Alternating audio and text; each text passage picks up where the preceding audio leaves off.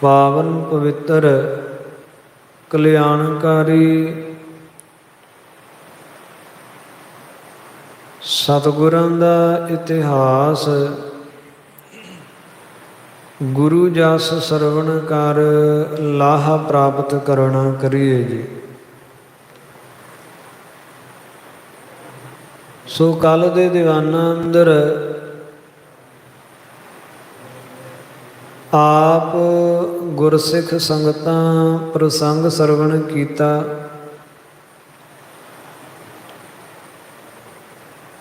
ਕਿ ਭੀਮ ਚੰਦ ਦਾ ਭੇਜਿਆ ਹੋਇਆ ਵਕੀਲ ਸਤਿਗੁਰਾਂ ਦੇ ਕੋਲ ਸ੍ਰੀ ਅਨੰਦਪੁਰ ਸਾਹਿਬ ਨਗਰੀ ਆਇਆ। ਗੁਰਾਂ ਦੇ ਦੀਵਾਨ ਵਿੱਚ ਉਪਸਥਿਤ ਹੋ ਕੇ ਭੀਮ ਚੰਦ ਵੱਲੋਂ ਮਿਥਿਆ ਮਨ ਵਿੱਚ ਛਲ ਤੇ ਕਪਟ ਧਾਰਨ ਕਰਕੇ ਗੁਰੂ ਉਪਮਾ ਗਾਉਂਦਾ ਹੈ। ਗੁਰੂ ਸਲੋਤਾ ਕਰਦਿਆਂ ਹੋਇਆਂ ਇਸ ਨੇ ਆਪਣੇ ਆਗਮਨ ਦਾ ਜਿਹੜਾ ਕਾਰਨ ਹੈ ਉਹ ਗੁਰੂ ਜੀ ਦੇ ਪੁੱਛਣ ਤੋਂ ਦੱਸਿਆ ਹੈ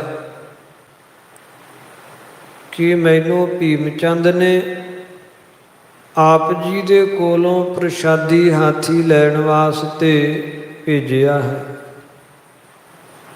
ਇਹ ਪ੍ਰਸੰਗ ਆਪਾਂ ਪਿਛਲੇ ਦੀਵਾਨਾਂ ਅੰਦਰ ਸਰਵਣ ਕਰ ਚੁੱਕੇ ਹਾਂ। ਇਸ ਤੋਂ ਅੱਗੋਂ ਪਾਵਨ ਕਥਾ ਦੀ ਆਰੰਭਤਾ ਹੋ ਰਹੀ ਹੈ। ਕਲਿਆਣਕਾਰੀ ਸਤਿਗੁਰਾਂ ਦਾ ਇਤਿਹਾਸ ਗੁਰੂ ਜਸ ਸਰਵਣ ਕਰ ਲਾਹਾ ਪ੍ਰਾਪਤ ਕਰਨਾ ਕਰੀਏ ਜੀ। ਸਤਨਾਮ ਸ੍ਰੀ ਵਾਹਿਗੁਰੂ ਸਾਹਿਬ ਜੀਓ। ਇਸ ਪ੍ਰਕਾਰ ਤੇ ਮਾਮ ਆਗਵਨੋ। ਇਹ ਭੀਮ ਚੰਦ ਦਾ ਵਕੀਲ ਕਹਿਣ ਲੱਗਾ ਕਿ ਇਸ ਕਾਰਨ ਕਰਕੇ ਇਸ ਤਰ੍ਹਾਂ ਮੇਰਾ ਆਗਮਨ ਹੋਇਆ। ਪਠਿਓ ਨਰਿੰਦਾ ਨਿਕਟ ਸੁਖ ਭਵਨੋ। ਸੁਖਾਂ ਦੇ ਭਵਨ ਕਲਗੀਆਂ ਵਾਲੇ ਪਾਤਸ਼ਾਹ ਸਤਿਗੁਰਾਂ ਦੇ ਕੋਲ ਮੈਨੂੰ ਭੀਮ ਚੰਦ ਰਾਜੇ ਨੇ ਭੇਜਿਆ ਹੈ। ਕਪਟ ਸਨੇ ਸੁਨ ਬੈਨ ਵਕੀਲਾਂ। ਕਪਟ ਦੇ ਨਾਲ ਸਨੇ ਨਾਮ ਮਿਲੇ ਹੋਏ, ਕਪਟ ਦੇ ਨਾਲ ਭਿੱਜੇ ਹੋਏ ਵਕੀਲ ਦੇ ਬੈਣ ਸੁਣੇ, ਬਚਨ ਸੁਣੇ। ਅੰਤਰਯਾਮੀ ਗੁਣੀ ਗਹੀਲੰ। ਗੁਣਾਂ ਦੇ ਗਹੀਲੰ, ਗੁਣਾਂ ਦੇ ਸਮੁੰਦਰ ਅੰਤਰਜਾਮੀ ਕਲਗੀਆਂ ਵਾਲੇ ਪਾਤਸ਼ਾਹ। ਲਗੇ ਪਹਾੜੀ ਮਾਤ ਕੇ ਕਾਚੇ। ਸਤਿਗੁਰਾਂ ਨੇ ਜਾਣਿਆ ਹੈ ਕਿ ਇਹ ਪਹਾੜੀ ਜਿਹੜੇ ਹੈ ਉਹ ਮੱਤ ਦੇ ਕੱਚੇ ਹੈ। ਛਾਲ ਕੋ ਠਾਨ ਕਹਾਵਤ ਸਾਚੇ। ਛਲ ਧਾਰਨ ਕਰਕੇ ਮਨ ਦੇ ਵਿੱਚ ਕਪਟ ਰੱਖਦੇ ਐ ਤੇ ਆਪਣੇ ਆਪ ਨੂੰ ਸੱਚੇ ਕਹਾਉਂਦੇ ਐ, ਸੱਚੇ ਦੱਸਦੇ ਐ। ਜੇ ਆਪ ਇਨ ਕੋ ਦੇਹ ਪ੍ਰਸਾਦੀ। ਸਤਿਗੁਰੂ ਜੀ ਵਿਚਾਰਦੇ ਐ ਕਿ ਜੇ ਹੁਣ ਇਹਨਾਂ ਨੂੰ ਪ੍ਰਸ਼ਾਦੀ ਹਾਥੀ ਦੇ ਦਈਏ ਤਉ ਬਾਦ ਕਰ ਹੈ ਅਪਵਾਦੀ। ਤਾਂ ਵੀ ਇਹ ਅਪਵਾਦੀ ਨਿੰਦਕ ਜਿਹੜੇ ਐ ਇਹ ਬਾਦ ਹੀ ਕਰਨਗੇ, ਝਗੜਾ ਹੀ ਕਰਨਗੇ। ਹਾਥੀ ਦੇਣ ਦੇ ਬਾਵਜੂਦ ਵੀ ਇਹ ਨਿੰਦਕਾਂ ਨੇ ਝਗੜਾ ਹੀ ਕਰਨਾ। ਬਹੁਰ ਬਹੁਰ ਹੈ ਨਹਿ ਮਤ ਮੰਦੇ। ਇਹ ਮੰਦੀ ਬੁੱਧੀ ਵਾਲੇ ਇਹ ਪਹਾੜੀ ਜਿਹੜੇ ਰਾਜੇ ਹੈ ਅਰਥਾਤ ਭੀਮ ਚੰਦ, ਇਹਨੇ ਪ੍ਰਸ਼ਾਦੀ ਹਾਥੀ ਵਾਪਸ ਮੋੜਨਾ ਨਹੀਂ। ਜੇ ਦੇ ਵੀ ਦਿੰਦੇ ਹਾਂ ਤੇ ਇਹ ਵਾਪਸ ਮੋੜਨ ਵਾਲਾ ਨਹੀਂ ਹੈ। ਨਿਜ ਚਤੁਰਾਈ ਲਖ ਹੈ ਬਿਲੰਦੇ। ਤੇ ਆਪਣੀ ਬਿਲੰਦ ਕਹੀਏ ਵੱਡੀ ਚਤੁਰਾਈ ਨੂੰ ਲਖਣਗੇ। ਅਰਥਾਤ ਜਾਣਨਗੇ ਕਿ ਅਸੀਂ ਬੜੀ ਚਤੁਰਾਈ ਦੇ ਨਾਲ ਹਾਥੀ ਜਿਹੜਾ ਗੁਰਾਂ ਕੋਲੋਂ ਲੈ ਲਿਆ ਝੂਠ ਸੱਚ ਬੋਲ ਕੇ। ਓਨ ਪਰ ਹੈ ਸੰਗਰਾਮ ਵਿਸਾਲਾ, ਤੇ ਫਿਰ ਵੱਡਾ ਸੰਗਰਾਮ ਪਵੇਗਾ, ਯੁੱਧ ਛਿੜੇਗਾ। ਜਦ ਗੁਰੂ ਦੀ ਵਸਤੂ ਇਹ ਲੈ ਕੇ ਵਾਪਸ ਨਹੀਂ ਦੇਣਗੇ ਤਾਂ ਝਗੜਾ ਤੇ ਫਿਰ ਵੀ ਹੋਵੇਗਾ। ਗਿਰਪਤ ਗਰਬਤ ਮਹਿਤ ਕੁਚਾਲਾ, ਇਹ ਗਿਰਪਤੀ ਜਿਹੜਾ ਭੀਮ ਚੰਦ ਹੈ ਇਹ ਬੜਾ ਗਰਬ ਕਰਦਾ ਹੈ, ਬੜਾ ਹੰਕਾਰੀ ਹੈ ਤੇ ਬਹੁਤ ਕੁਚਾਲਾ ਹੈ, ਅਰਥਾਤ ਖੋਟੀਆਂ ਤੇ ਕੁਝੀਆਂ ਚਾਲਾਂ ਚੱਲਣ ਵਾਲਾ ਹੈ। ਜਾਂ ਤੇ ਨਹਿ ਦੇਨੋ ਬਨ ਆਵੇ, ਇਸ ਵਾਸਤੇ ਇਹਨੂੰ ਹਾਥੀ ਦੇਣਾ ਨਹੀਂ ਬਣਾਉਂਦਾ, ਇਹਨੂੰ ਹਾਥੀ ਨਹੀਂ ਦੇਣਾ ਚਾਹੀਦਾ। ਇਸ ਕੇ ਸੰਗ ਜੰਗ ਹੀ ਭਾਵੈ, ਤੇ ਇਹਦੇ ਨਾਲ ਭੀਮ ਚੰਦ ਨਾਲ ਜੰਗ ਕਰਨਾ ਹੀ ਭਾਉਂਦਾ ਹੈ, ਜੰਗ ਕਰਨਾ ਹੀ ਚੰਗਾ ਲੱਗਦਾ ਹੈ। ਏਮ ਵਿਚਾਰ ਕਰ ਜਗ ਗੁਰ ਭਾਖਾ, ਜਗਤ ਦੇ ਗੁਰੂ ਕਲਗੀਧਰ ਪਾਤਸ਼ਾਹ ਗੁਰਾਂ ਨੇ ਆਪਣੇ ਹਿਰਦੇ 'ਚ ਵਿਚਾਰ ਕਰਕੇ ਤੇ ਪਾਤਸ਼ਾਹ ਕਹਿਣ ਲੱਗੇ, ਆਨਿਓ ਸਿੱਖ ਗਾਜ ਧਰ ਅਬਿਲਾਖਾ, ਹੇ ਵਕੀਲ ਇਹ ਜਿਹੜੇ ਗੱਜ ਦੀ ਹਾਥੀ ਦੀ ਤੂੰ ਗੱਲ ਕਰਦਾ ਹੈ, ਇਹ ਹਾਥੀ ਗੁਰੂ ਦੇ ਸਿੱਖ ਨੇ ਇਹ ਅਬਿਲਾਖਾ ਇੱਛਾ ਮਨ ਵਿੱਚ ਰੱਖ ਕੇ ਲਿਆਂਦਾ ਹੈ। ਰਾਖੈ ਨਿਕਟ ਉਚਿਤ ਇਹ ਗੁਰ ਕੋ, ਕਿ ਇਹ ਪ੍ਰਸ਼ਾਦੀ ਹਾਥੀ ਜਿਹੜਾ ਹੈ ਇਹ ਗੁਰਾਂ ਦੇ ਹੀ ਉਚਿਤ ਹੈ, ਯੋਗ ਹੈ। ਤੇ ਇਸ ਹਾਥੀ ਨੂੰ ਸਤਿਗੁਰੂ ਜੀ ਆਪਣੇ ਪਾਸ ਆਪਣੇ ਕੋਲ ਹੀ ਰੱਖਣ। ਏਵ ਮਨੋਰਥ ਠਾਨਿਓ ਔਰ ਕੋ, ਇਹ ਮਨੋਰਥ ਇਹ ਇੱਛਾ ਲਿਆਉਣ ਵਾਲੇ ਸਿੱਖ ਦੇ ਮਨ ਦੀ ਸੀ। ਨਹੀਂ ਅਪਰ ਕੋ ਦੈਬੋ ਕਰੈ, ਕਿ ਇਹ ਹਾਥੀ ਸਤਿਗੁਰੂ ਜੀ ਗਾਂ ਹੋਰ ਕਿਸੇ ਨੂੰ ਨਾ ਦੇਣ ਤੇ ਇਹ ਹਾਥੀ ਆਪਣੇ ਕੋਲ ਹੀ ਰੱਖਣ। ਪਰ ਚਹ ਆਪ ਕੇ ਉਪਰ ਚਰੈ, ਆਪ ਇਸ ਹਾਥੀ ਵਿੱਚ ਪਰਚੇ ਰਹਿਣ, ਹਾਥੀ ਦੇ ਕੌਤਕਾਂ ਨੂੰ ਵੇਖਦਿਆਂ ਹੋਇਆਂ, ਅਥਵਾ ਇਸ ਹਾਥੀ ਦੇ ਉੱਪਰ ਅਸਵਾਰੀ ਵੀ ਆਪ ਹੀ ਕਰਨ ਸਤਿਗੁਰੂ ਜੀ। ਅਨਕ ਜਤਨ ਕੇ ਦੁਲਾਭ ਵਡੇਰੋ, ਕਿਉਂਕਿ ਬੜੇ ਯਤਨਾਂ ਦੇ ਨਾਲ ਇਹ ਦੁਰਲੱਭ ਹਾਥੀ ਲੱਭ ਕੇ ਲਿਆਂਦਾ ਹੈ। ਆਨ ਦੂਰ ਤੇ ਦਰਸ਼ਨ ਹੇਰੋ, ਤੇ ਦੂਰ ਤੋਂ ਆਏ ਹੋਏ ਸਿੱਖ ਅਰਥਾਤ ਅਸਾਮ ਨਰੇਸ਼ ਰਤਨ ਰਾਏ ਨੇ ਇਹ ਗੁਰੂ ਦੇ ਘਰ ਭੇਟਾ ਕੀਤਾ ਹੈ, ਗੁਰੂ ਚਰਨਾਂ ਕਮਲਾਂ ਵਿੱਚ ਇਹ ਹਾਥੀ ਹਾਜ਼ਰ ਕੀਤਾ ਹੈ।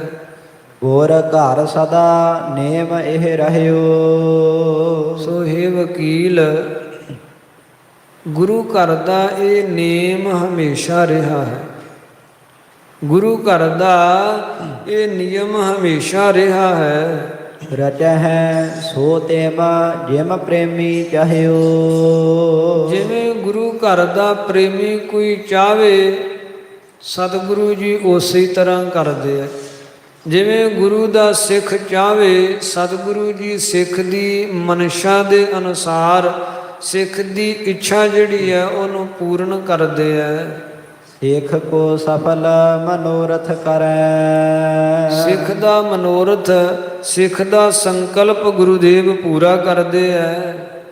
ਸੋ ਵਿਸਾਰ ਕਬ ਨਹਿ ਪਰ ਹਰੈ, ਤੇ ਸਿੱਖ ਨੂੰ ਵਿਸਾਰਦੇ ਜਾਂ ਸਿੱਖ ਦੇ ਸੰਕਲਪ ਨੂੰ ਗੁਰੂ ਭੁਲਾਉਂਦੇ ਨਹੀਂ ਹੈ, ਪਰ ਹਰੈ ਨਾਮ ਤਿਆਗਦੇ ਨਹੀਂ ਹੈ। ਜੋ ਸਿੱਖ ਦੀ ਭਾਵਨਾ ਹੋਵੇ ਗੁਰੂ ਘਰ ਵਿੱਚ ਉਹ ਪੂਰੀ ਹੁੰਦੀ ਹੈ।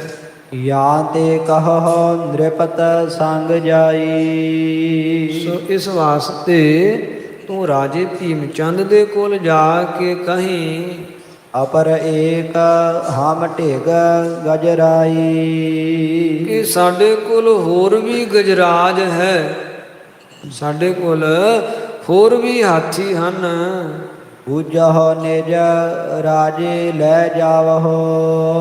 ਰਾਜੇ ਨੂੰ ਜਾ ਕੇ ਪੁੱਛ ਲਵੀਂ, ਤੇ ਜਿਹੜਾ ਪ੍ਰਸ਼ਾਦੀ ਹਾਥੀ ਤੋਂ ਇਲਾਇਦਾ ਬਾਕੀ ਸਾਡੇ ਕੋਲ ਹਾਥੀ ਹਨ, ਉਹਨਾਂ ਵਿੱਚੋਂ ਕੋਈ ਵੀ ਹਾਥੀ ਜਿਹੜਾ ਹੈ ਉਹ ਭੀਮ ਚੰਦ ਲਿਜਾ ਸਕਦਾ ਹੈ। ਸਗਿਆਨ ਲਾਗੀ ਕੋ ਦਰਸਾਵਹੁ।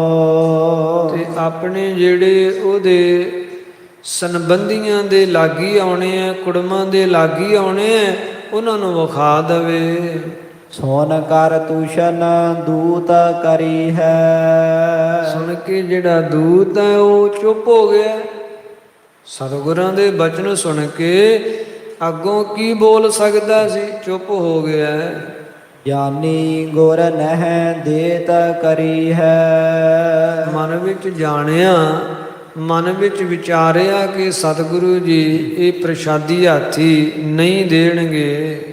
ਰੁਖ ਕੋ ਦੇਖਤ ਰੁਖਸਤ ਹੋਇਓ। ਸਤਿਗੁਰਾਂ ਦਾ ਰੁਖ, ਸਤਿਗੁਰਾਂ ਦਾ ਸੁਭਾਅ ਵੇਖ ਕੇ ਕਿ ਹਾਥੀ ਤੇ ਇਹ ਨਹੀਂ ਦੇਣਗੇ, ਤੇ ਵਿਦਾਇਗੀ ਲੈ ਕੇ ਰੁਖ ਸਦੋ ਪਿਆ, ਚੱਲ ਪਿਆ। ਬੰਧਨ ਕਰ ਗਮਨਿਓ ਮਗ ਜੋਇਓ। ਸਤਿਗੁਰਾਂ ਦੇ ਚਰਨਾਂ ਤੇ ਬੰਦਨਾ ਕੀਤੀ ਤੇ ਵਿਦਾ ਹੋਇਆ, ਅਤੇ ਬਿਲਾਸਪੁਰ ਵਾਲਾ ਮਗ ਰਸਤਾ ਜੋਇਆ ਵੇਖਿਆ। ਹਿਰਦੇ ਬਿਸੂਰਤ ਮੁਖ ਮੁਰਝਾਵਤ। ਹਿਰਦੇ ਵਿੱਚ ਝੂਰਦਾ ਹੈ, ਚਿਹਰਾ ਕੁਮਲਾਇਆ ਹੋਇਆ ਹੈ। ਬਨਿਓ ਨਾ ਕਾਰਜ ਜਾਤ ਲਜਾਵਤ। ਇਹ ਕਾਰਜ ਜਿਹੜੇ ਵਾਸਤੇ ਮੈਂ ਆਇਆ ਸੀ ਉਹ ਤੇ ਬਣਿਆ ਕੋਈ ਨਹੀਂ ਹੈ, ਤੇ ਬੜਾ ਮਨ ਵਿੱਚ ਲਜਾਵਤ ਸ਼ਰਮਸਾਰ ਹੈ, ਬੜਾ ਸ਼ਰਮਿੰਦਾ ਹੈ। ਅੰਤਰਜਾਮੀ ਗੁਰ ਕੋ ਜਾਨਾ। ਸਤਿਗੁਰਾਂ ਨੂੰ ਅੰਤਰਜਾਮੀ ਜਾਣਿਆ ਕਿ ਕਲਗੀਆਂ ਵਾਲੇ ਪਾਤਸ਼ਾਹ ਅੰਤਰਜਾਮੀ ਹਨ, ਅੰਦਰ ਦੀ ਗੱਲ ਜਾਣ ਲੈਂਦੇ ਐ। ਗਿਰਪਦ ਕੋ ਸਭ ਕਪਟ ਪਛਾਨਾ। ਸਤਿਗੁਰਾਂ ਨੇ ਗਿਰਪਤੀ ਦਾ, ਪਹਾੜੀ ਰਾਜੇ ਭੀਮ ਚੰਦ ਦਾ ਜੋ ਕਪਟ ਹੈ, ਜੋ ਛਲ ਹੈ, ਉਹ ਪਛਾਣ ਲਿਆ। ਜਾਏ ਪ੍ਰਵੇਸ਼ਿਓ ਆਪਣੇ ਪੁਰ ਮੈਂ। ਆਪਣੀ ਨਗਰੀ ਵਿੱਚ ਜਾ ਪ੍ਰਵੇਸ਼ ਹੋਇਆ ਵਕੀਲ। ਅਨਕ ਕਲਪਨਾ ਠਾਨਤ ਔਰ ਮੈਂ। ਹਿਰਦੇ ਵਿੱਚ ਅਨੇਕ ਤਰ੍ਹਾਂ ਦੀਆਂ ਕਲਪਨਾਵਾਂ ਚੱਲ ਰਹੀਆਂ ਹਨ, ਸੋਚਾਂ ਚੱਲ ਰਹੀਆਂ ਹਨ। ਦੋਹਰਾ ਭੀਮ ਚੰਦ ਸੈਲਿੰਦਰ ਜਬ। ਇਹ ਜਿਹੜਾ ਭੀਮ ਚੰਦ ਸੈਲਿੰਦਰ ਹੈ, ਪਹਾੜੀ ਰਾਜਾ ਹੈ। ਬੈਠਿਓ ਸਭਾ ਬਿਲੰਦ। ਜਦੋਂ ਭੀਮ ਚੰਦ ਸਭਾ ਵਿੱਚ ਆ ਕੇ ਬੈਠਾ ਹੈ, ਭੀਮ ਚੰਦ ਨੇ ਆਪਣੀ ਕਚਹਿਰੀ ਲਾਈ ਹੈ, ਭੀਮ ਚੰਦ ਨੇ ਆਪਣੀ ਸਭਾ ਲਾਈ ਹੈ। ਪਹੁੰਚਿਓ ਜਾਏ ਵਕੀਲ ਤਬ। ਤਦੋਂ ਇਹ ਵਕੀਲ ਭੀਮ ਚੰਦ ਦੀ ਸਭਾ ਵਿੱਚ, ਕਚਹਿਰੀ ਵਿੱਚ ਪਹੁੰਚਿਆ। ਬੰਦਤ ਭਇਓ ਨਰਿੰਦ। ਤੇ ਭੀਮ ਚੰਦ ਨੂੰ ਜਾ ਕੇ ਇਸਨੇ ਬੰਦਨਾ ਕੀਤੀ ਹੈ, ਨਮਸਕਾਰ ਕੀਤੀ ਹੈ। ਚਾਉ ਪਈ ਦੇਖਤ ਬੋਲਿਓ ਮੁਖ ਮੁਰਝਾਇਓ। ਭੀਮ ਚੰਦ ਵਕੀਲ ਵੱਲ ਵੇਖ ਕੇ ਤੇ ਕਹਿਣ ਲੱਗਾ, ਭਾਈ ਤੇਰਾ ਮੁਖ ਬੜਾ ਮੁਰਝਾਇਆ ਹੋਇਆ, ਬੜਾ ਕੁਮਲਾਇਆ ਹੋਇਆ ਤੇਰਾ ਮੁਖ। ਲਖੀਅਤ ਕਰੀ ਨਹੀਂ ਸੰਗ ਲਿਆਇਓ। ਜਾਣਿਆ ਪੈਂਦਾ ਹੈ ਕਿ ਤੂੰ ਹਾਥੀ ਨਾਲ ਲਿਆਇਆ ਹੀ ਨਹੀਂ ਹੈ। ਕੇਮ ਗੁਰ ਭਾਖਿਓ ਦੇਹੋ ਬਤਾਈ। ਸਤਿਗੁਰਾਂ ਕੀ ਕਿਹਾ, ਭਾਈ ਦੱਸਣਾ ਕਰ। ਸਤਿਗੁਰਾਂ ਕੋ ਕੀ ਬਚਨ ਕਹੇ ਤੈਨੂੰ, ਜਦੋਂ ਤੂੰ ਹਾਥੀ ਜਾ ਕੇ ਮੰਗਿਆ। ਰਖੀ ਕੇ ਨਹੀਂ ਮੋਹਿ ਵਡਿਆਈ। ਮੇਰੀ ਵਡਿਆਈ ਸਤਿਗੁਰਾਂ ਰੱਖੀ ਕਿ ਨਹੀਂ ਰੱਖੀ। ਲਖਿਓ ਕੇ ਨਹਿ ਬਿਗਰਨ ਤੇ ਤਰਾਸਾ। ਮੇਰੇ ਨਾਲ ਵਿਗਾੜ ਪੈ ਜਾਵੇਗਾ, ਇਹ ਗੱਲ ਉਹਨਾਂ ਲਖੀ, ਜਾਣੀ ਕਿ ਨਹੀਂ ਜਾਣੀ, ਸਮਝੀ ਕਿ ਨਹੀਂ। ਇਸ ਗੱਲ ਦਾ ਤਰਾਸ ਭੈ ਉਹਨਾਂ ਨੇ ਮਨ ਵਿੱਚ ਲਿਆਂਦਾ ਕਿ ਨਹੀਂ, ਕਿ ਜੇ ਹਾਥੀ ਨਾ ਦਿੱਤਾ ਤੇ ਭੀਮ ਚੰਦ ਸਾਡੇ ਨਾਲ ਵਿਗੜ ਸਕਦਾ ਹੈ। ਈਨਸ ਦੇਸ਼ ਹਮਾਰੇ ਬਾਸਾ। ਕਿਉਂਕਿ ਸਾਡੇ ਦੇਸ਼ ਵਿੱਚ ਵਾਸ ਕਰਦੇ ਆ, ਮੇਰੇ ਦੇਸ਼ ਵਿੱਚ ਕਹਿਲੂਰ ਦੀ ਦੂਣ ਵਿੱਚ ਰਹਿੰਦੇ ਐ। ਕਿਦੋਂ ਆਰਬਲ ਇਹ ਨਵੀਨ। ਉਹ ਮੇਰਾ ਭੈ ਉਹਨਾਂ ਨੇ ਧਾਰਨ ਕੀਤਾ ਕਿ ਜਾਂ ਫਿਰ ਨਵੀਂ ਉਮਰ ਹੋਣੇ ਕਰਕੇ ਗਰਭ ਕੀਨ ਹਥਿਆਰਨ ਲੀਨ। ਬੜੇ ਸ਼ਸਤਰ ਹਥਿਆਰ ਕੋਲ ਰੱਖ ਲਏ ਐ ਤੇ ਸ਼ਸਤਰਾਂ ਦਾ ਅਸਲੇ ਦਾ ਉਹਨਾਂ ਨੂੰ ਬੜਾ ਗਰਭ ਹੈ, ਬੜਾ ਹੰਕਾਰ ਹੈ। ਭੀਮ ਚੰਦ ਤੇ ਸੁਨ ਕਹਿ ਦੂਤ। ਭੀਮ ਚੰਦ ਦੇ ਇਹਨਾਂ ਸਵਾਲਾਂ ਨੂੰ ਸੁਣ ਕੇ ਤੇ ਜਿਹੜਾ ਦੂਤ ਹੈ, ਵਕੀਲ ਹੈ, ਉਹ ਕਹਿਣ ਲੱਗਾ, ਗੁਰ ਬੈਠਿਓ ਬਨ ਕੈ ਪੁਰਹੂਤ। ਇਹ ਰਾਜਨ ਭੀਮ ਚੰਦ ਕਲਗੀਆਂ ਵਾਲੇ ਪਾਤਸ਼ਾਹ ਤੇ ਪ੍ਰਹੂਤ ਬਣ ਕੇ ਬੈਠੇ ਆ, ਇੰਦਰ ਬਣ ਕੇ ਬੈਠੇ ਆ। ਕਹਾਂ ਤਰਾਸ ਤਿਸ ਕੇ ਮਨ ਮਾਹੀ।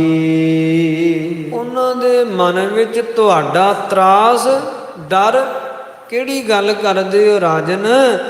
ਉਹਨਾਂ ਨੂੰ ਕਿਸੇ ਦਾ ਖੌਫ ਨਹੀਂ ਹੈ, ਉਹਨਾਂ ਨੂੰ ਕਿਸੇ ਦਾ ਭੈ ਨਹੀਂ ਹੈ। ਰੰਗ ਪ੍ਰਸੰਗ ਜੰਗ ਕੇ ਜਾਹੀ।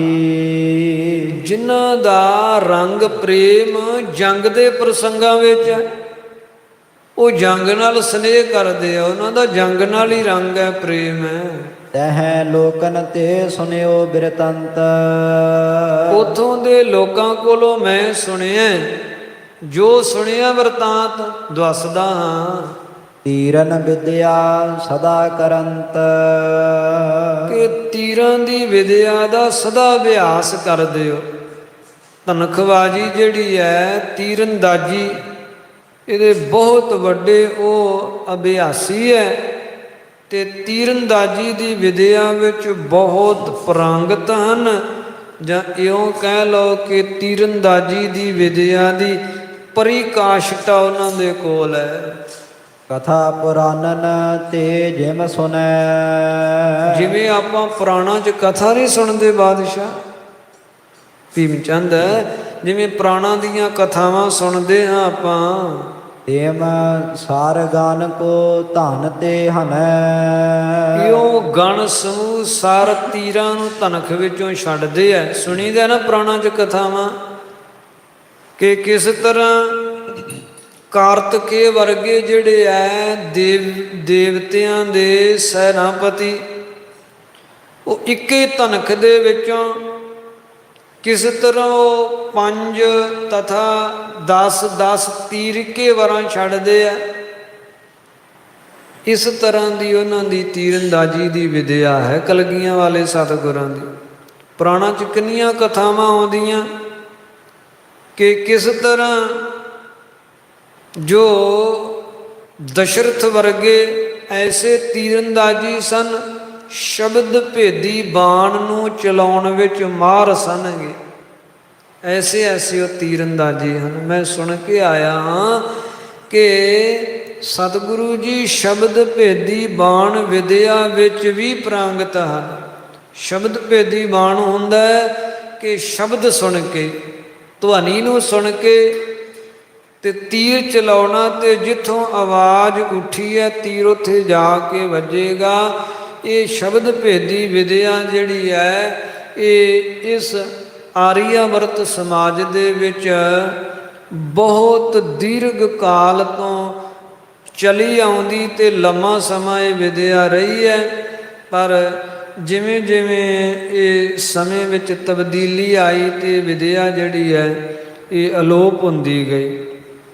ਜਿਸ ਤਰ੍ਹਾਂ ਇਹ ਸਮਾਜ ਦੇ ਵਿੱਚ ਨਵੀਆਂ ਤਕਨੀਕਾਂ, ਜਿਵੇਂ ਜਿਵੇਂ ਨਵੀਂ ਜਿਹੜੀ ਹੈ ਉਹ ਜਨਰੇਸ਼ਨ ਆਉਂਦੀ ਗਈ, ਇਹ ਵਿਦਿਆ ਨਗਰਾਂ ਤੋਂ, ਸ਼ਹਿਰਾਂ ਤੋਂ ਹੌਲੀ ਹੌਲੀ ਜੰਗਲਾਂ ਵਿੱਚ ਭੀਲਾਂ ਦੇ ਪਾਸ ਚਲੀ ਗਈ ਤੇ ਫਿਰ ਹੌਲੀ ਹੌਲੀ ਭੀਲਾਂ ਦੇ ਵਿੱਚੋਂ ਵੀ ਇਹ ਜਿਹੜੀ ਵਿਦਿਆ ਹੈ ਇਹ ਅਲੋਪ ਹੋ ਗਈ।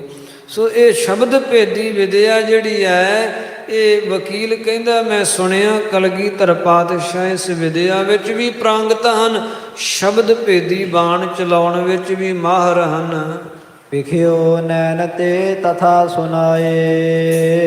ਮੈਂ ਨੇਤਰਾਂ ਨਾਲ ਵੇਖ ਕੇ ਜੋ ਆਇਆ ਉਹ ਤੁਹਾਨੂੰ ਸੁਣਾਉਂਦਾ ਹਾਂ, ਦੱਸਦਾ ਹਾਂ। ਵੱਡ ਬਹਾਦਰੀ ਮੁਖ ਦਿਪਤਾਏ।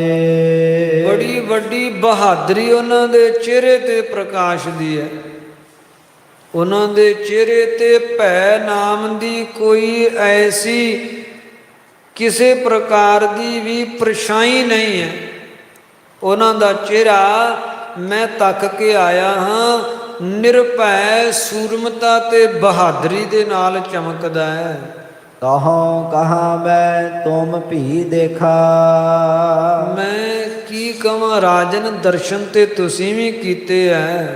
ਅਦਕ ਉਗਰਤਾ ਤਬਹ ਪਰੇਖਾ।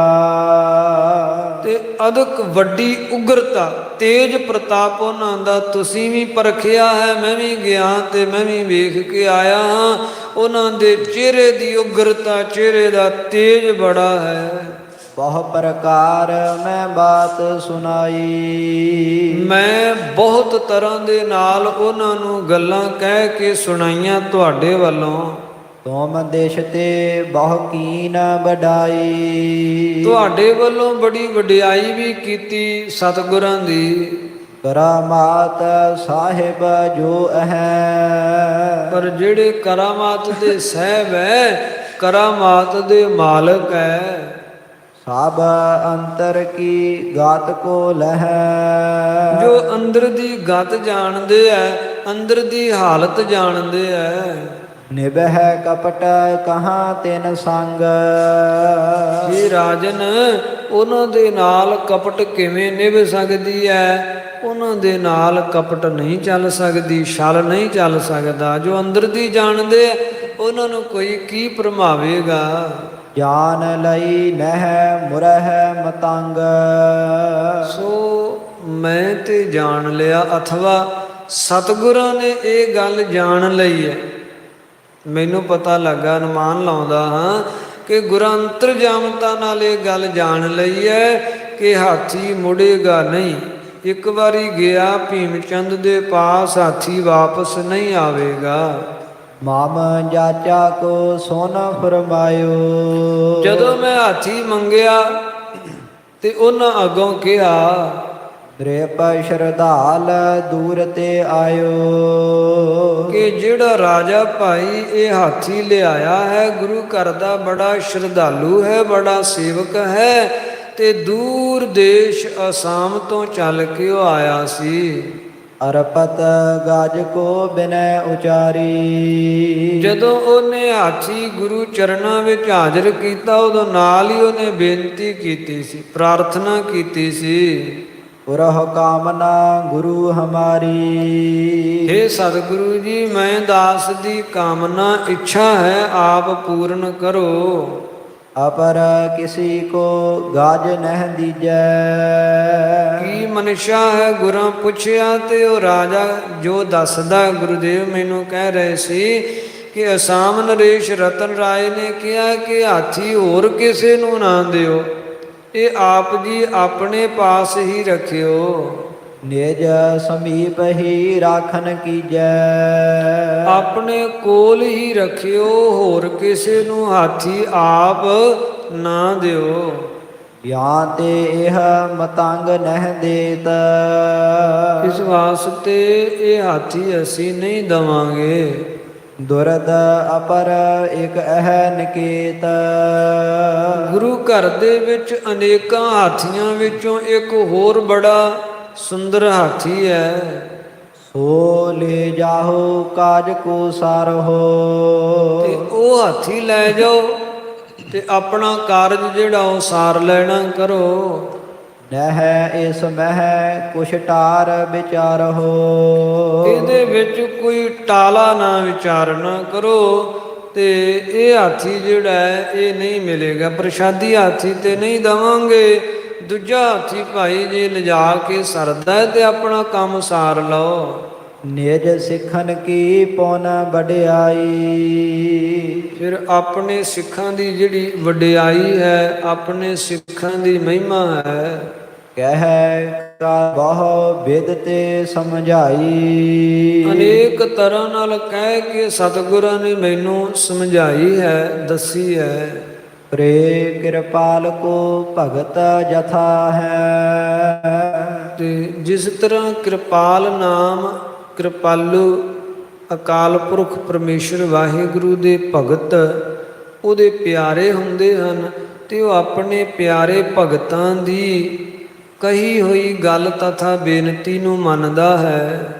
ਗੁਰ ਘਰ ਮੈਂ ਸਿੱਖ ਲਖਹੁ ਤਥਾ ਹੈ। ਗੁਰੂ ਘਰ ਦੇ ਵਿੱਚ ਸਿੱਖ ਤਥਾ ਹਨ, ਤਥਾ ਨਾਮ ਉਸੇ ਤਰ੍ਹਾਂ ਜਿਵੇਂ ਪਰਮੇਸ਼ਰ ਦੇ ਭਗਤ ਹੁੰਦੇ ਆ ਉਹਦੇ ਪਿਆਰੇ, ਇਉਂ ਗੁਰਾਂ ਦੇ ਸਿੱਖ ਗੁਰਾਂ ਦੇ ਪਿਆਰੇ ਹਨ। ਤਿਨ ਕੋ ਕਹਿਓ ਨਾ ਮੋਰਿਓ ਜਾਈ। ਸਿੱਖਾਂ ਦਾ ਕਿਹਾ ਹੋਇਆ ਗੁਰੂ ਕੋਲੋਂ ਮੋੜਿਆ ਨਹੀਂ ਜਾਂਦਾ ਤੇ ਨਾ ਹੀ ਉਲਟਾਇਆ ਜਾਂਦਾ ਹੈ। ਯਾ ਤੇ ਗਾਜ ਨਾ ਦੇਨ ਬਨ ਆਈ। ਇਸ ਵਾਸਤੇ ਹਾਥੀ ਤੇ ਦੇਣਾ ਬਣਦਾ ਨਹੀਂ ਹੈ। ਹਾਥੀ ਜਿਹੜਾ ਹੈ ਇਹ ਤੇ ਨਹੀਂ ਦੇਵਾਂਗੇ। ਏਮ ਰੁਖ ਲਾਖ ਮੈਂ ਰੁਖ ਸਦ ਲੀਨੀ। ਇਸ ਤਰ੍ਹਾਂ ਜਦ ਗੁਰਾਂ ਦਾ ਰੁਖ ਸੁਭਾਅ ਮੈਂ ਲਖਿਆ ਵੇਖਿਆ ਤੇ ਰਾਜਨ ਮੈਂ ਗੁਰਾਂ ਕੋਲੋਂ ਵਿਦਾ ਲੈ ਲਈ, ਵਿਦਾ ਹੋ ਕੇ ਆ ਗਿਆ। ਇਹ ਨਹਿ ਦੇਹ ਕਾਬ ਨਿਸ਼ਚੈ ਕੀਨੀ। ਮਨ ਵਿੱਚ ਇਹ ਨਿਸ਼ਚਿਤ ਮੈਂ ਲਖ ਲਿਆ, ਜਾਣ ਲਿਆ ਕਿ ਸਤਿਗੁਰੂ ਜੀ ਪ੍ਰਸ਼ਾਦੀ ਹਾਥੀ ਤੇ ਨਹੀਂ ਦੇਣਗੇ। ਭੀਮ ਚੰਦ ਸੈਲਿੰਦਰ ਬਿਲੰਦ। ਜਿਹੜਾ ਬਿਲੰਦ ਵੱਡਾ ਰਾਜਾ ਹੈ, ਭੀਮ ਚੰਦ ਪਹਾੜੀ ਰਾਜਾ।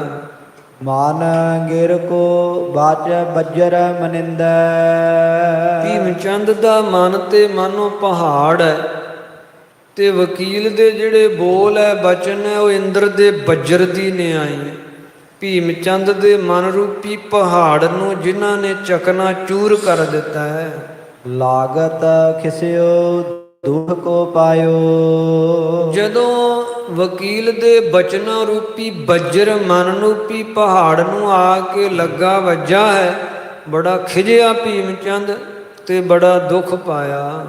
ਹੋਏ ਪ੍ਰਿਥਕ ਪੁਨ ਮਤਾ ਪਕਾਇਓ। ਤੇ ਪ੍ਰਿਥਕ ਹੋ ਗਿਆ। ਪ੍ਰਿਥਕ ਨਾਮ ਵੱਖਰਾ। ਸਾਰੀ ਜਿਹੜੀ ਆਮ ਸਭਾ ਲੱਗੀ ਹੋਈ ਸੀ ਨਾ, ਉਹ ਆਮ ਸਭਾ ਵਿੱਚੋਂ ਉੱਠ ਕੇ ਤੇ ਆਪਣੀ ਖਾਸ ਸਭਾ ਲਾ ਲਈ ਤੇ ਵੱਖਰਾ ਹੋ ਗਿਆ। ਇੱਕ ਵਜ਼ੀਰ ਦੂਸਰਾ ਕੁਟਵਾਲ। ਇੱਕ ਵਜ਼ੀਰ ਨੂੰ ਸੱਦ ਲਿਆ, ਕੋਤਵਾਲ ਨੂੰ ਕੋਲ ਬੁਲਾ ਲਿਆ। ਖਾਸ ਖਾਸ ਜਿਹੜੇ ਆਦਮੀ ਹੈ ਉਹ ਆਪਣੇ ਕੋਲ ਬੁਲਾ ਲਏ। ਦੁਏ ਤ੍ਰੈ ਅਪਰ ਨਿਕਟ ਬੈਠਾਲ। ਦੋ ਤਿੰਨ ਹੋਰ ਨਿਕਟਵਰਤੀ ਜਿਹੜੇ ਸਭਾਗਣ ਹਨ ਉਹਨਾਂ ਨੂੰ ਆਪਣੇ ਕੋਲ ਬਿਠਾ ਲਿਆ ਤੇ ਖਾਸ ਸਭਾ ਲਾ ਕੇ ਬੈਠ ਗਿਆ। ਹਿਰਦੇ ਕੋਪ ਜਿਸ ਕੇ ਬਹੁ ਜਾਗਾ। ਜਿਹਦੇ ਹਿਰਦੇ ਵਿੱਚ ਬੜਾ ਕ੍ਰੋਧ ਜਾਗਿਆ ਹੋਇਆ, ਕ੍ਰੋਧ ਨਾਲ ਲੂਆ ਲਾਖਾ ਹੋ ਰਿਹਾ ਭੀਮ ਚੰਦ। ਜਾਨਹੁ ਗੁਰੂ ਬਸੈ ਹਮ ਜਾਗਾ।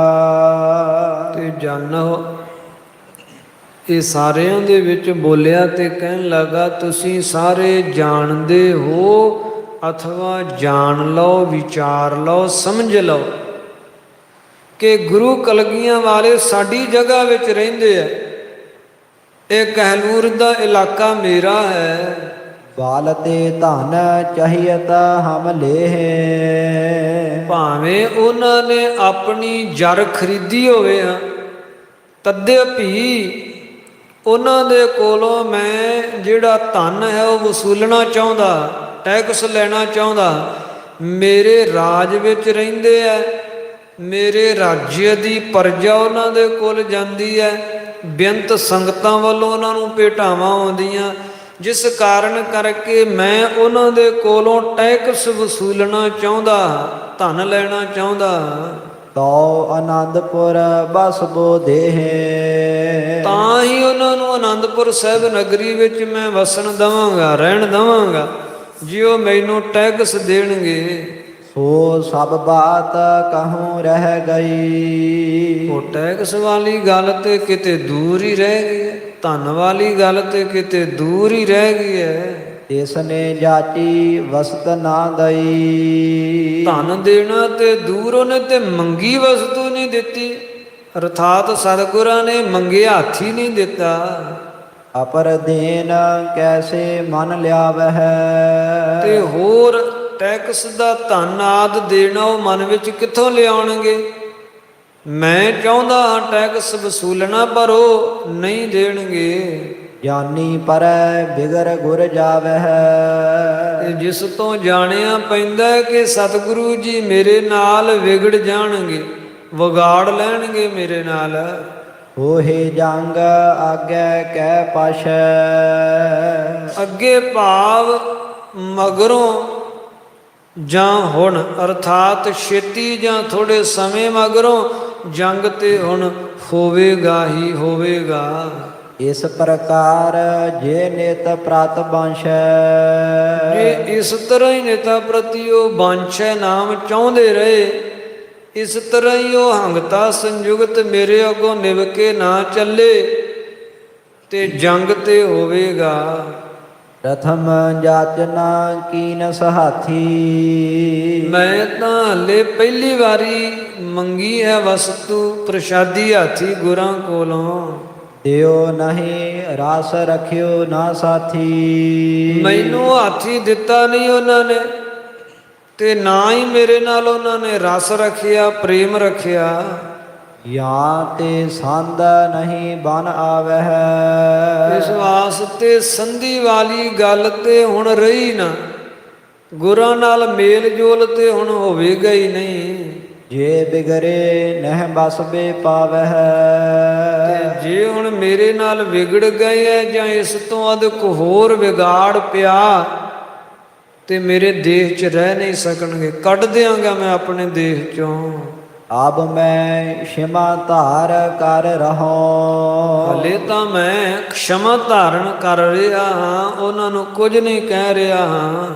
ਪੁਨ ਅਨੀਤ ਠਨ ਹੈ ਕਿਮ ਸਹੋ। ਤੇ ਜੇ ਫਿਰ ਵੀ ਅਜਿਹੀਆਂ ਅਨੀਤੀਆਂ ਉਹਨਾਂ ਨੇ ਕੀਤੀਆਂ ਮੇਰੇ ਨਾਲ, ਤੇ ਫਿਰ ਕਿਵੇਂ ਮੈਂ ਸਹਾਰਾਂਗਾ। ਮੇਰੇ ਕੋਲੋਂ ਇਹ ਸਹਾਰੀਆਂ ਨਹੀਂ ਜਾਣੀਆਂ। ਦੇਸ਼ ਵਿਖੈ ਦੁੰਦਬ ਬਜਵਾਵਹਿ। ਮੇਰੇ ਦੇਸ਼ ਵਿੱਚ ਮੇਰੀ ਆਗਿਆ ਬਿਨਾ ਨਿਰਭੈਤਾ ਸੰਯੁਗਤ ਉਹ ਵੱਡਾ ਦੁੰਦਬ ਵਜਾਉਂਦੇ ਆ, ਨਗਾਰਾ ਵਜਾਉਂਦੇ ਆ। ਰਣਜੀਤ ਉਹਨਾਂ ਨੇ ਨਾਮ ਰੱਖਿਆ ਨਗਾਰੇ ਦਾ, ਤੇ ਰਣਜੀਤ ਨਗਾਰਾ ਵਜਾਉਂਦੇ ਆ। ਮਨ ਭਾਵਤ ਜਿਤ ਕਿਤ ਫਿਰ ਜਾਵਹਿ। ਤੇ ਮਨ ਦੀ ਇੱਛਾ ਮੁਤਾਬਕ ਜਿੱਥੇ ਕਿਥੇ ਉਹ ਫਿਰਦੇ ਆ, ਜਿੱਥੇ ਕਿਥੇ ਮੇਰੇ ਇਸ ਰਾਜ੍य ਵਿੱਚ ਵਿਚਰ ਕੇ ਜਾਂਦੇ ਆ। ਅਵਨੀ ਰੋਕਨ ਕੋ ਜਿਹ ਆਸ਼ੈ। ਜਿਨ੍ਹਾਂ ਦਾ ਆਸ਼ਾ, ਜਿਨ੍ਹਾਂ ਦਾ ਸਿਧਾਂਤ ਲਖਸ਼ ਪਰਤਖਸ਼ ਹੀ ਜਾਣਿਆ ਪੈਂਦਾ ਹੈ ਕਿ ਉਹ ਅਵਨੀ ਰੋਕਣਾ ਚਾਹੁੰਦੇ ਆ। ਮੇਰੇ ਦੇਸ਼ ਦੀ ਧਰਤੀ ਨੂੰ ਉਹ ਆਪਣੀ ਮਲਕੀਅਤ ਬਣਾ ਕੇ ਤੇ ਮੇਰੇ ਦੇਸ਼ ਦੀਆਂ ਸਰਹੱਦਾਂ ਦਾ ਅਤੀਕਰਮਣ ਕਰਨਾ ਚਾਹੁੰਦੇ ਆ। ਚਮੂ ਬਟੋਰਹਿ ਓਜ ਪ੍ਰਕਾਸ਼ੈ। ਚਮੂ ਇਕੱਤਰਤ ਕਰ ਰਹੇ ਹਨ ਤੇ ਨਗਾਰੇ ਵਜਾ ਕੇ ਆਪਣਾ ਓਜ ਬਲ ਜਿਹੜਾ ਉਹ ਪ੍ਰਕਾਸ਼ਿਤ ਕਰ ਰਹੇ ਹਨ। ਅਪਰ ਬਾਤ ਜਿਮ ਕਿਮ ਹੋਏ ਪਾਸ਼ੇ। ਬਾਕੀ ਗੱਲਾਂ ਤਾਂ ਜਿਵੇਂ ਕਿਵੇਂ ਪਿੱਛੋਂ ਦੀਆਂ, ਉਹ ਤੇ ਮਗਰੋਂ ਨਿਬੜਦੀਆਂ ਹੀ ਰਹਿਣਗੀਆਂ। ਆਬ ਮਤੰਗ ਜੋ ਜਾਚਨ ਬਾਂਸ਼ੇ। ਵਜ਼ੀਰਾਂ ਵਕੀਲਾਂ ਸਭਾ ਸਦਾ ਨੂੰ ਭੀਮ ਚੰਦ ਕਹਿਣ ਲੱਗਾ, ਹੁਣ ਦੀ ਜਿਹੜੀ ਵਰਤਮਾਨ ਦੀ ਗੱਲ ਹੈ ਉਹ ਹਾਥੀ ਮੈਂ ਮੰਗਿਆ ਸੀ ਗੁਰਾਂ ਕੋਲੋਂ, ਹਾਥੀ ਮੈਂ ਚਾਹੁੰਦਾ ਹਾਂ। ਚਾਹੀਏ ਹੈ ਲੈਬੋ ਹਮਹਿ ਜ਼ਰੂਰਾ। ਤੇ ਉਹ ਹਾਥੀ ਮੈਨੂੰ ਲੈਣਾ ਹੁਣ ਅਧਿਕ ਹੋਰ ਜ਼ਿਆਦਾ ਜ਼ਰੂਰੀ ਹੋ ਗਿਆ। ਹਾਥੀ ਤੇ ਲੈਣ ਦੀ ਮਨਸ਼ਾ ਮੈਂ ਜ਼ਾਹਰ ਕੀਤੀ ਤੇ ਵਕੀਲ ਵੀ ਭੇਜਿਆ। ਲੈਣਾ ਤੇ ਮੈਂ ਵੈਸੇ ਵੀ ਸੀ, ਪਰ ਜਿਵੇਂ ਗੁਰਾਂ ਨੇ ਇਨਕਾਰ ਕਰ ਦਿੱਤਾ, ਇਸ ਤਰ੍ਹਾਂ ਹੋਰ ਅਧਿਕ ਜ਼ਰੂਰੀ ਹੋ ਗਿਆ ਹਾਥੀ ਹਾਸਲ ਕਰਨਾ। ਜਿਸ ਤੇ ਕਹਿਬੋ ਹੋਵਹਿ ਪੂਰਾ। ਇਸ ਵਾਸਤੇ ਮੇਰੀ ਕਹੀ ਹੋਈ ਗੱਲ ਜਿਹੜੀ ਉਹ ਪੂਰੀ ਹੋਵੇ। ਇਸ ਹਿਤ ਮਸਲਤ ਮੋਹਿ ਬਤਾਵਹੁ। ਇਸ ਵਾਸਤੇ ਮੈਂ ਤੁਹਾਨੂੰ ਸੱਦਿਆ, ਤੁਹਾਡੇ ਨਾਲ ਇਹ ਮਸਲਤ ਕਰ ਰਿਹਾ, ਸਲਾਹ ਕਰ ਰਿਹਾ ਕਿ ਮੇਰੀ ਮਨਸ਼ਾ ਪੂਰੀ ਕਰੋ। ਮੈਨੂੰ ਉਹ ਹਾਥੀ ਚਾਹੀਦਾ ਤੇ ਚਾਹੀਦਾ। ਕੈ ਤੁਮ ਬਿਖੇ ਜਾਏ ਕੋ ਲਿਆਵਹੁ। ਜਾਂ ਫਿਰ ਤੁਹਾਡੇ ਵਿੱਚੋਂ ਕੋਈ ਜਾਵੇ ਤੇ ਉਹ ਜਾ ਕੇ ਹਾਥੀ ਲਿਆਵੇ।